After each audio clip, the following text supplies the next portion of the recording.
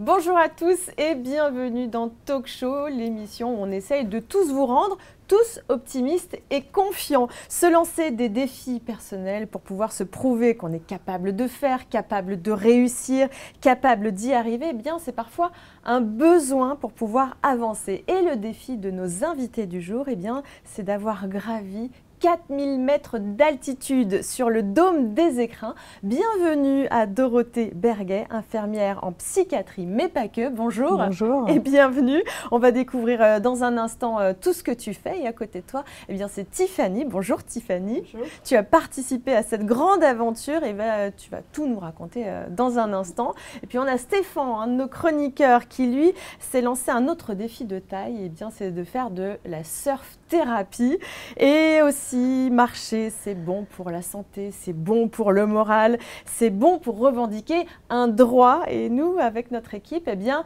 on est allé à la première marche pour la santé mentale. On découvrira aussi notre reportage. Avant cela, eh bien, accueillons nos invités, je vous le disais. On va essayer d'en savoir un petit peu plus sur vous, d'en découvrir tout ce que vous faites et puis surtout tout nous dire sur cette aventure. Alors on va commencer déjà par toi Dorothée. Comment est née l'idée déjà de partir faire une ascension de 4000 mètres d'altitude?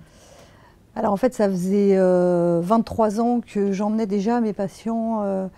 Donc je travaillais à l'époque dans un hôpital psychiatrique, le SMPI à Bourgoin.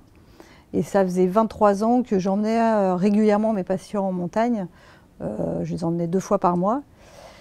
Et lors d'une rencontre avec la directrice de l'établissement, on a discuté de cette activité-là.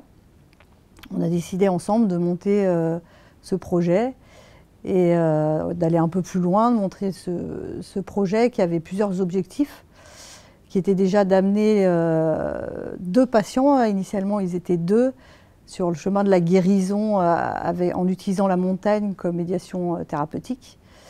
Mais c'est un projet ambitieux malgré tout. C'est pas rien d'emmener quelqu'un à 4000 mètres d'altitude. Déjà, quelqu'un qui n'est pas malade, c'est compliqué parce qu'il y a plein de choses qui rentrent en ligne de compte, plein de difficultés. Et puis ça demande un entraînement, un long entraînement l'année d'avant.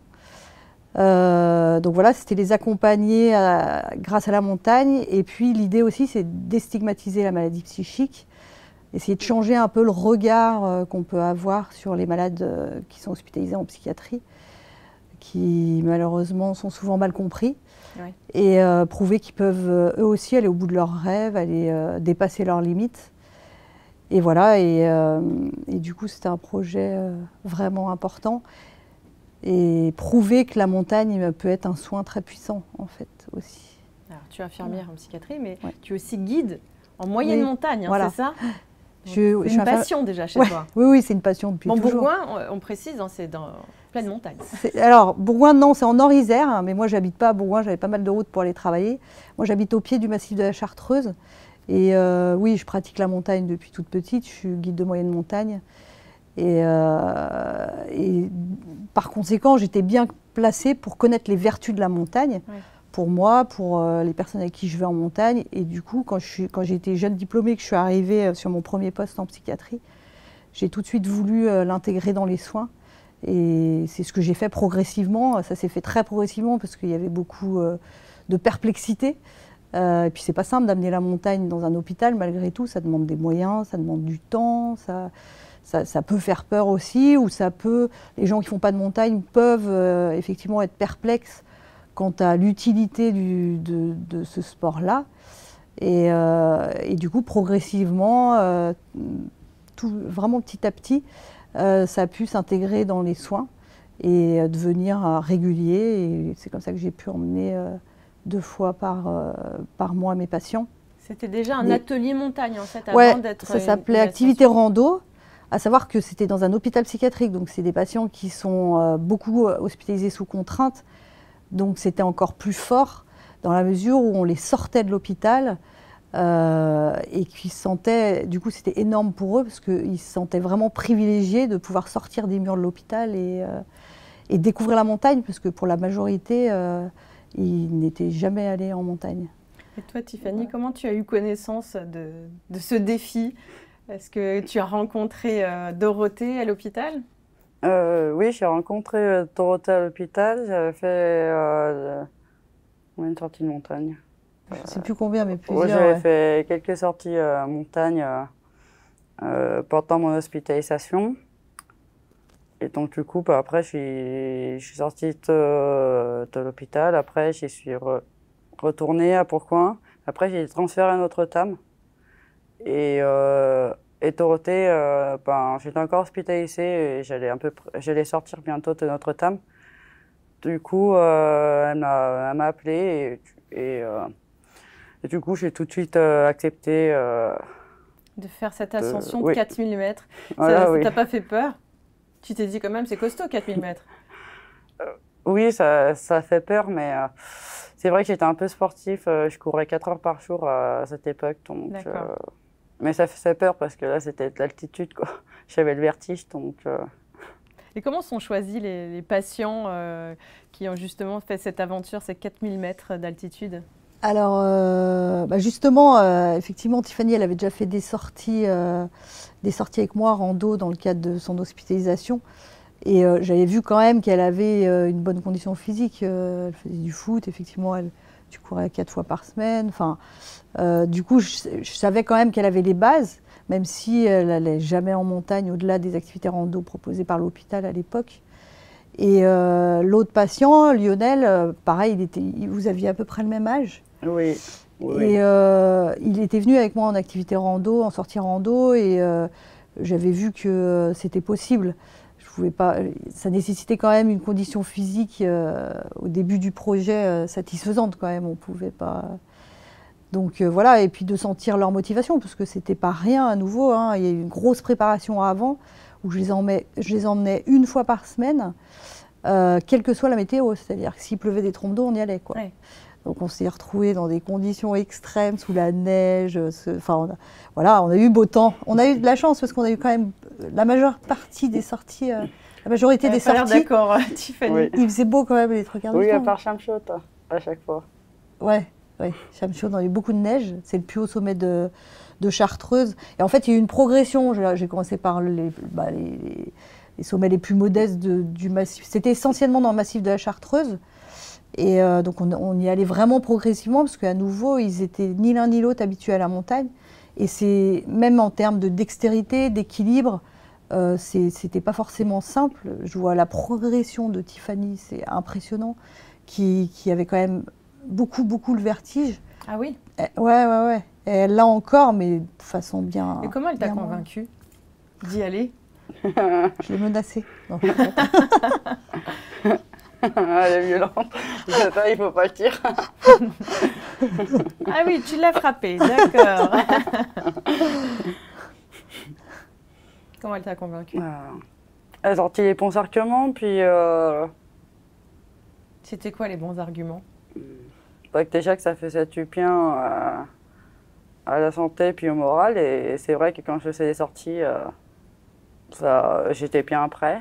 Ouais. Donc c'était déjà une des raisons. Puis après, tu as relevé le défi aussi.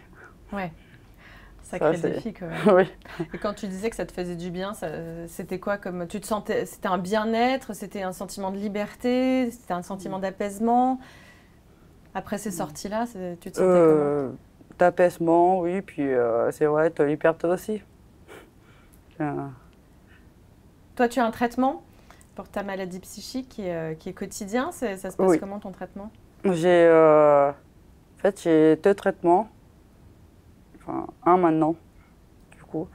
Mais j'ai un antidépresseur il fait antidépresseur plus un peu anxiolytique en même temps. Ouais. Donc, puis j'ai commencé un nouveau traitement sous-cutané, un traitement de substitution au niveau de la drogue. D'accord. Que tu ne dois pas prendre quotidiennement, celui-ci. Bah, du coup, maintenant, c'est plus que ça va être sous-cutané, c'est une fois par mois. Donc, ouais. C'est toi qui as choisi de passer sur cette méthode-là? Oui. Du coup, c'était plus pratique alors pour… Alors en fait, pour le c'est Népal. justement, c'est pour ça, c'est pour le Népal qu'on est passé à ça. En fait, Alors le Népal, on en parlera dans un instant, c'est le Ah oui, futur projet à pardon. venir. Ah oui. ouais. Et du coup, on ne pouvait pas emmener des produits de substitution. Enfin ouais, certains pays, c'est très très compliqué. Oui. Et du coup, on a eu une chance énorme, c'est que ce traitement, il est récent. Et du coup, j'ai pu échanger avec la dictologue qui suit Tiffany, qui a été super et qui s'est renseignée sur ce traitement tout récent. Et du Et coup, quand c'est vous tout avez nouveau. fait les 4000 mètres, c'est une expédition qui a duré combien de temps? On est parti sur 5 jours 5 jours. en tout. Oui. Normalement, c'est un sommet qui se fait en 2 jours. Mais on a vraiment pris le temps pour l'acclimatation, qui était très très importante et bien importante pour tout le monde, mais bien davantage quand il y a des traitements qui sont pris où il y avait plus de risques en fait. Oui. Donc on y allait vraiment tout doucement et on a fait ça en 5 jours. Ouais. Alors de cette expédition, de cette grande aventure, il en est sorti un documentaire Ouais. qui a fait un petit peu le tour des festivals dédiés à la santé mentale. Les professionnels de santé mentale aussi ont vu ce documentaire pour la plupart. Alors ce que je vous propose, c'est de regarder un petit extrait.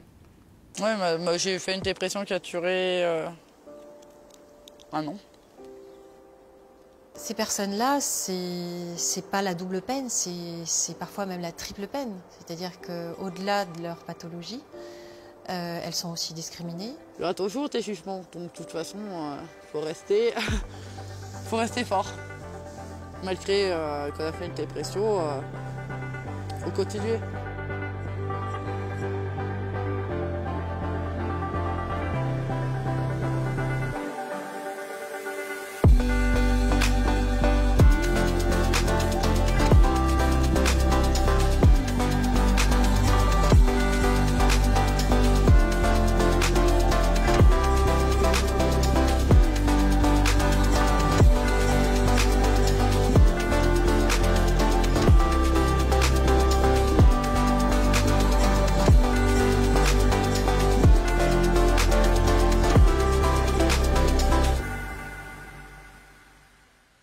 J'avoue que j'en pouvais plus, quoi. J'ai même dit arrêter un coup, je lui avais même dit que j'allais arrêter. J'ai dit ah non, moi j'en peux plus, là j'avance plus. Hein. Mais bon, du coup j'ai fait. Et on est arrivé. Et la joie a vraiment explosé. Tous ensemble, on était tous très contents d'être arrivés. Le Poitillé. Yes, bravo.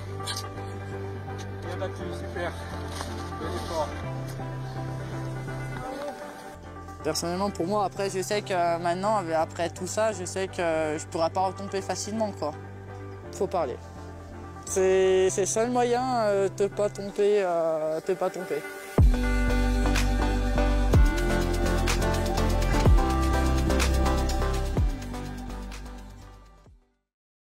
Alors Tiffany, comment on ressort d'une telle expédition? On On ressort grandi, fatigué. est content de soi déjà. Ouais. On est content d'avoir relevé cet défi. Puis après, ça permet aussi de continuer aussi la montagne après. Du coup.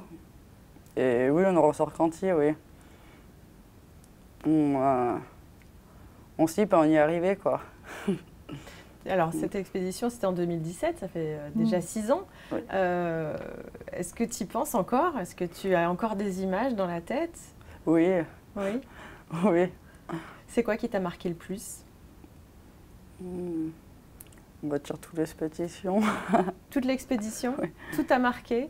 Est-ce que Oui. quand tu es arrivé à la cime du sommet, est-ce que c'est ce moment-là où vous vous serrez dans les bras Oui, oui, on s'est tous peut-être- tapés dans la main, oui. Ouais, On s'est tous pris dans les bras, oui. on y Donc, est arrivé. Ouais, et puis c'était Anecdote. même assez extraordinaire, c'était Tiffany qui s'est mise à soutenir un des membres Ah oui? de l'expédition, le psychiatre en l'occurrence, qu'on a beaucoup bavé, qui supporte mal l'altitude. Et du coup, c'était Tiffany qui le soutenait quasiment à la fin. C'est vrai. Ben voilà, mais pourquoi pas. Elle a Hein. fumé une clope à 4 mm en passant. Ah oui, pas mal. Ouais. Oui. Justement, parle-nous de cette équipe. Qui est parti avec vous? Alors, on a sur Lionel, Tiffany, les deux Alors, patients. pendant toute la préparation, il y avait Lionel et Tiffany jusque de août à mars. En mars, malheureusement, Lionel a eu des soucis de santé qui font qu'il a dû s'arrêter dans l'aventure, mais c'était déjà vraiment un beau défi qu'il avait relevé, parce que c'était vraiment très très régulier nos sorties et difficile pour tout le monde. Donc on était, et lui aussi était très fier de lui quand même. Et après, les personnes qui sont parties pour l'ascension, il y a la directrice de la fondation Georges Boissel, de mon établissement, de mon hôpital. Qui vous ont soutenu. Oui, voilà, donc elle a fait l'ascension expédition. avec nous parce qu'elle est passionnée de montagne aussi. Il y a un photographe bénévole que je connaissais, qui est venu, et il y a le docteur Javelot, psychiatre, qui est venu aussi pour l'expédition. Alors, il est venu par curiosité ou il avait un rôle? Puisqu'on entend que Tiffany l'a soutenu à un moment donné.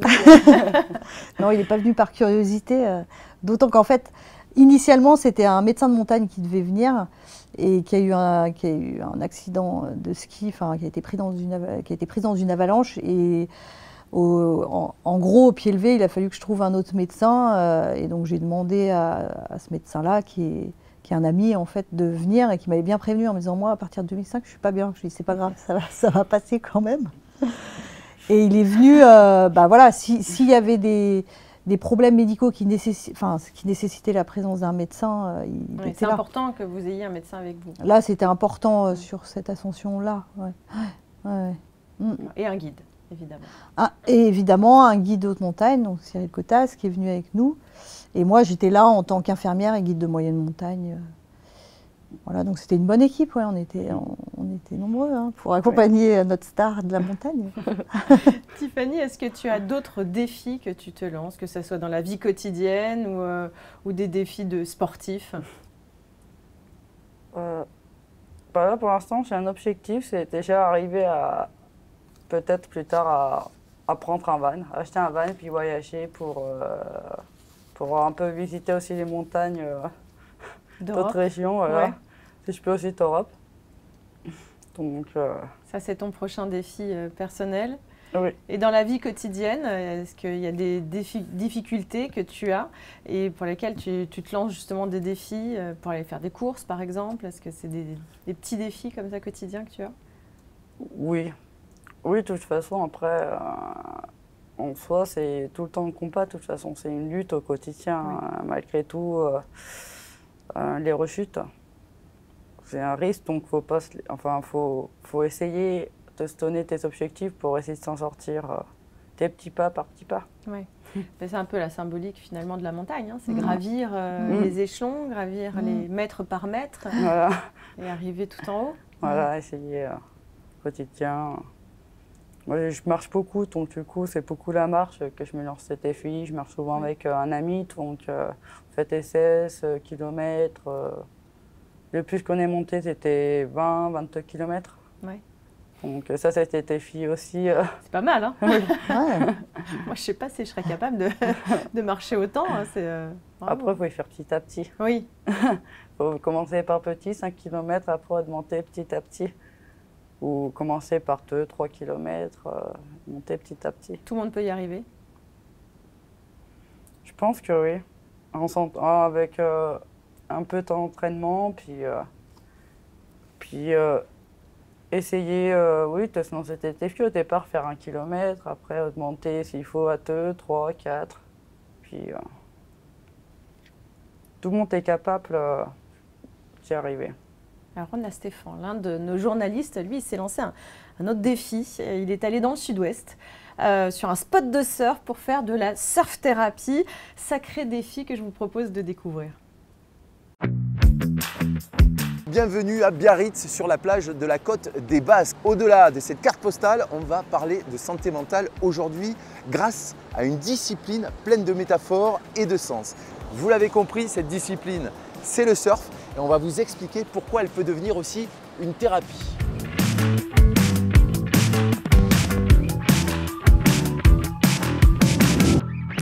L'idée est venue parce que plein de patients me disaient « Ah, moi j'adorerais surfer, mais c'est pas possible. Je suis pas assez ceci, pas assez musclé, trop gros. » Et puis il y avait aussi tout un tas de limites sur le plan psychique et d'autostigmatisation en lien avec le stigma de leur maladie. L'objectif, c'est prendre d'abord du plaisir, retrouver une confiance en soi et puis une cohésion sociale aussi. Je les vois sortir de leur zone de confort, je les vois aller un petit peu au-delà de certaines limites, parfois se mettre aussi en danger, et c'est là ma partie où je peux justement prendre en compte et leur état psychologique et leur état physique. Moi je savais déjà surfer, donc j'appréhendais de retrouver mes bases, et en fait on a été guidés par les professeurs et l'entourage très bien, donc honnêtement c'est revenu rapidement, et puis la deuxième séance c'est juste remettre un peu en pratique tout ça. Et ça... Moi j'avais super peur parce que je suis pas spécialement à l'aise dans l'eau, et en fait ça s'est hyper bien passé, ils nous ont vraiment mis en confiance, et j'ai réussi à monter debout sur la planche assez vite, ce qui était waouh. On a un patient qui nous a dit moi depuis que j'ai fait de la surf thérapie, ma famille elle me parle plus de ma maladie, elle me parle du surf. Alors Dorothée, en plus d'être infirmière en psychiatrie, tu as aussi un cabinet de méditation en pleine conscience. Qu'est-ce que c'est précisément? La méditation en pleine conscience, c'est de la méditation laïque et qui peut être thérapeutique, justement, et qui a de nombreuses vertus, dans notamment la gestion du stress, la gestion des émotions, la douleur, la prévention de la rechute de la dépression, justement, ça diminue de moitié le risque de rechute de dépression. Tout simplement apprendre à habiter l'instant présent. C'est une approche que je pratique aussi dans ma clinique, la clinique Le Sermet à Challes-les-Eaux, où on a un atelier de méditation de pleine conscience thérapeutique pour initier certains de nos patients qui en ont bien besoin. Donc c'est... Ça ressemble à quoi? Ça ressemble... La méditation? Oui. La méditation de pleine conscience, alors, il y a plusieurs formes. Il y a la méditation formelle et informelle. La méditation formelle, on s'assied et on va orienter son attention au moment présent sans jugement de valeur. Et on va essayer de la stabiliser, cette attention. Donc c'est ça qui est très compliqué et qui demande un accompagnement. Donc le focus d'attention, ça peut être la respiration, les sensations corporelles, ça peut être les sons, les pensées. Il y a plein d'objets d'attention. Et puis il y a la méditation pleine conscience informelle. C'est pareil, c'est habiter l'instant présent, être pleinement à ce qu'on fait. Donc il y a de la marche consciente, ce que je fais pratiquer aussi à Tiffany. La marche consciente, c'est-à-dire qu'on prend conscience de l'intégralité de son corps, voilà, de tous les mouvements. C'est ça, de notre corps ou des sons qui nous entourent ou du paysage. Mais en tout cas, on va s'appliquer à, quand on part dans nos pensées, à revenir à ce qui se passe vraiment ici et maintenant, quoi qu'il se passe. Et en fait, alors ça fait du bien dans l'instant très souvent, puisque ça pose, on passe du mode faire au mode être, mais c'est à force de pratiquer au quotidien, du fait de la plasticité cérébrale, qu'on va modifier les zones de notre cerveau responsables notamment de la gestion du stress, des émotions et plein d'autres choses. Grâce aux neurosciences, on voit que ça fonctionne et c'est validé scientifiquement. C'est une approche c'est devenu un soin en fait. D'accord. Donc voilà, donc je pratique ça dans mon cabinet et je pratique ça à la clinique et j'interviens dans plusieurs domaines. Je fais aussi pour la faculté de Lyon 1, où on organise des week-ends méditation pour les étudiants qui sont bien stressés. Donc c'est destiné à tout le monde, c'est pas que la patientèle en psychiatrie? Non, oui, absolument, c'est indiqué à tout le monde. Là, j'interviens auprès de militaires maintenant. D'accord. C'est vraiment, on en a tous besoin en fait de la méditation de pleine conscience. Mais maintenant, on a réussi à vraiment l'intégrer dans les établissements de santé mentale, puisque c'est précieux et que c'est puissant. Ça marche. Et donc, c'est une méthode que tu utilises aussi pour la préparation pour Tiffany. Pour Tiffany et d'autres personnes oui. en montagne. Oui. Là, par exemple, tout l'entraînement avec Tiffany, on fait notre sommet et au sommet, on médite. D'autant que Tiffany apprécie. Elle a fait un cycle MBCT, c'est de la thérapie cognitive basée sur la pleine conscience avec moi, de 8 semaines, 2 heures par semaine en groupe et au cabinet. Et entre chaque séance, il y a des exercices à faire qui prennent à peu près une demi-heure par jour. Et là, par exemple, tout à l'heure, on est arrivé en avance et on s'est posé là-haut et on a fait une méditation. Donc, ouais, Tiffany pratique bien. Et je fais aussi à mes patients. Ça consiste déjà à respirer calmement et puis à prendre conscience de tout par ce qui se passe. Respirer tout court, en fait. On n'induit pas un état, on n'induit pas une respiration spécifique. On va l'observer telle qu'elle est, sans rien changer. Et c'est à force d'observer sans rien changer que, pour le coup, notre cerveau va se modifier. Infirmière en psychiatrie, guide de montagne, moyenne montagne, et puis donc, comment on vous appelle thérapeute méditation de pleine conscience, ou instructeur méditation de pleine conscience. Ça fait pas mal de choses. Ça fait pas mal de choses, mais sportive aussi. oui, passionné par le sport, la nature, la montagne. Mais en fait, c'est ça se marie très bien. La méditation avec la rando, la méditation et un soin, la rando et un soin. Enfin, donc finalement, ça lie très bien et ça a du sens. Alors le but de cette aventure, les 4000 mètres au-delà des mots, c'était de déstigmatiser les préjugés sur la santé mentale. Est-ce que ce défi a été réussi en le diffusant justement dans les festivals auprès des professionnels, ou est-ce qu'il y a encore du chemin à faire? Alors oui, il a été diffusé au Festival des femmes en montagne, de femmes en montagne, et au Festival des films de l'OMS. Il a été dans les finalistes. Après, je pense que ça ne suffit pas. Malheureusement, ça serait bien. Il y a encore beaucoup d'idées reçues ou de préjugés sur la maladie mentale. Et ça reste encore un combat pour essayer de modifier le regard qu'on peut avoir sur les malades psychiques. Par exemple, toi, Tiffany, tu souffres de dépression. Oui. Et c'est encore tabou. Est-ce que tu penses que les gens comprennent ce qu'est la dépression? Non. Non, même au niveau de tes proches, c'est très compliqué à comprendre. En fait, on se comprend vraiment entre nous, quoi. Faut l'avouer qu'on se comprend qu'entre nous. Qu'entre personnes atteintes de dépression. Oui. C'est ça? Oui, vraiment, ce qu'on peut ressentir. On s'en sort pas comme ça d'un coup de baguette magique. Non, puis même les proches, ils ont du mal à comprendre. Pour eux, c'est très compliqué. Ouais. Pour eux, c'est toi qui ne fais pas d'efforts, par exemple. C'est ça, oui. C'est ce que tu entends? C'est ça, oui.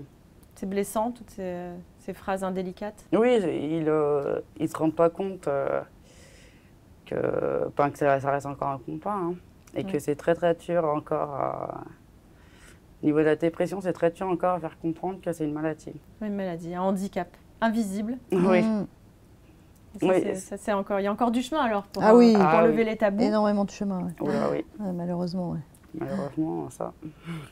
Alors nos équipes sont allées à la rencontre de manifestants, si je peux les appeler comme ça, présents lors de la première marche pour la santé mentale. Marcher dans les rues de Paris, ça pourrait être déjà un premier défi, mais là, pour le coup, c'était de montrer visible ce qui est invisible, les maladies psychiques. On regarde ce reportage. On peut marcher pour se sentir bien, être en pleine nature. Et puis, on peut marcher pour revendiquer un droit, exprimer un message. Mais on peut aussi marcher pour faire les deux. La preuve, avec la première marche pour la santé mentale, à laquelle nous vous emmenons aujourd'hui.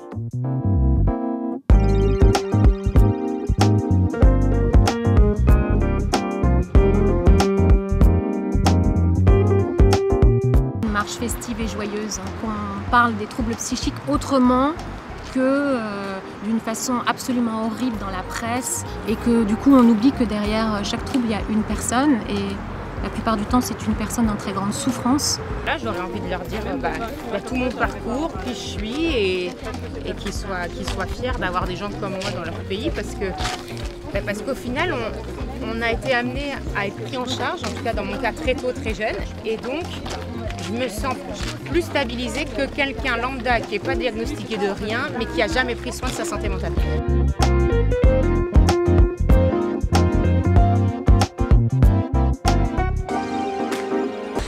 vraiment en fait déstigmatiser un maximum et puis se réapproprier aussi les termes qui sont employés pour nous insulter ou ce genre de choses.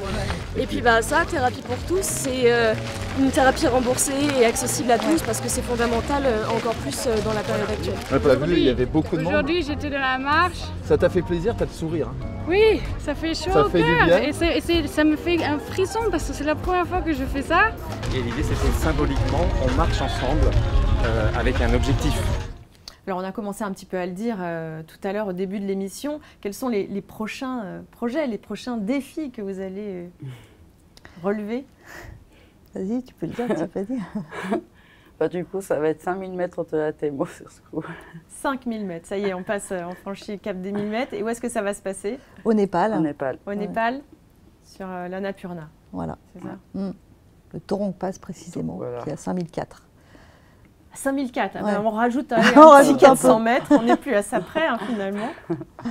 Alors comment ça se prépare justement à 5000 mètres? Alors ça se prépare de la même manière que le 4000, avec des randos régulières. Par tout temps donc. Par tout temps. Et là on a eu du gros mauvais temps cet hiver, une grosse tempête sur un sommet. Mais on s'en sort bien. C'est aussi Fanny au s'en sort Népal très aussi bien. Alors au Népal, ça va être c'est vraiment différent. C'est-à-dire qu'en termes de difficultés techniques, elles seront moindres. C'est pas de l'alpinisme avec un piolet, une corde et des crampons. On va être à pied, c'est de la randonnée, même à 5004, ce sera de la randonnée. On sera peut-être dans la neige. Et encore, ça dépendra de la météo.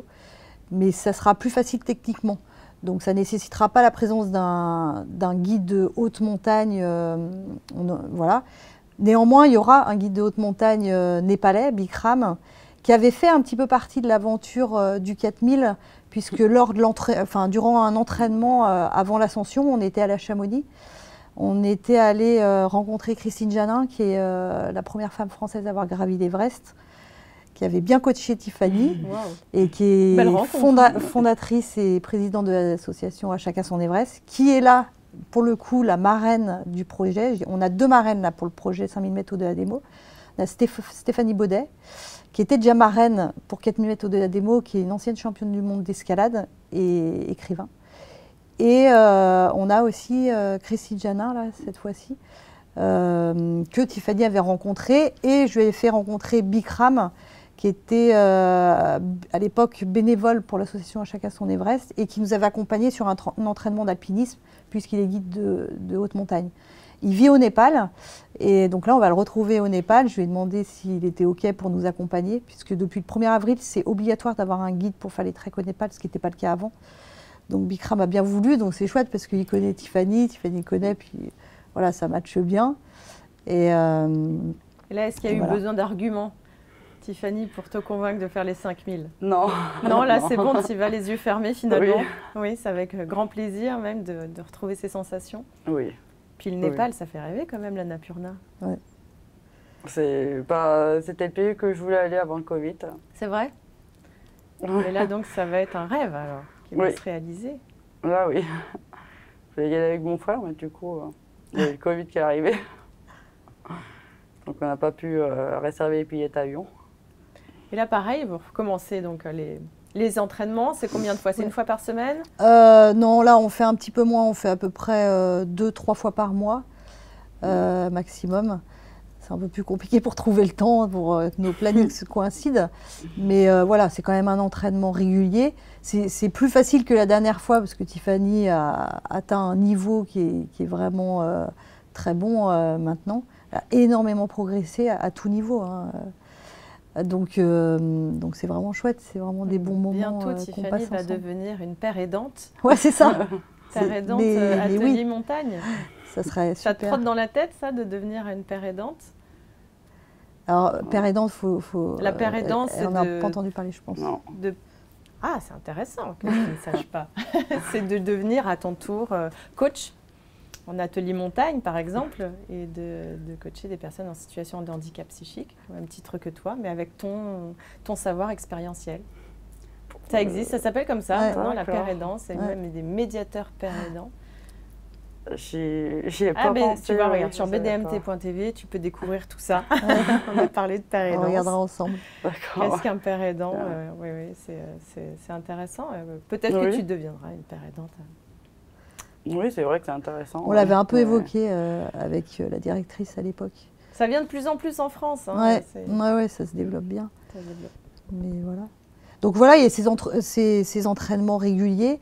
Et puis, alors si ça va être moins difficile en termes techniques, donc il n'y aura pas besoin de piolet.